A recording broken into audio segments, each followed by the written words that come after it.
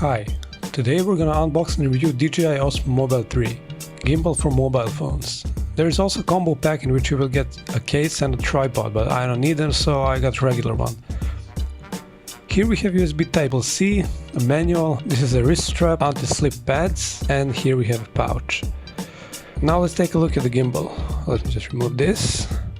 I had Osmo Mobile 2 and the buttons were almost the same as these. We have power button, camera button and joystick. These are zoom in and zoom out buttons. Place for USB.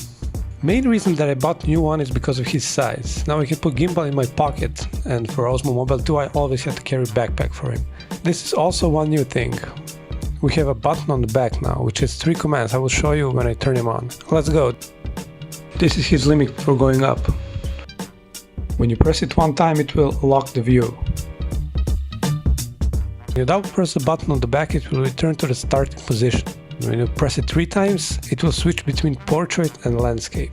When you are closing it, you have to put this part where you put your phone in locked position and then this in hold, so it's fixed. One important thing, if your phone has OIS, which it probably does, Osmo will conflict with it, which is major flaw. Now I will show you some footage made with Osmo using LG G7, which does have OIS on main camera but no OIS on wide camera. One thing I noticed with Osmo 3 is that the footage is slightly shaky, and it wasn't shaky with Osmo 2, but I'll have to test this out later. Maybe I didn't properly mount my phone since this is my first try. But you can fix that later with software stabilization, but it won't be as good as with camera without OIS. But anyway, I would still go with Osmo 3, just because of his size. Thanks for watching, stay tuned for more reviews and video production tutorials.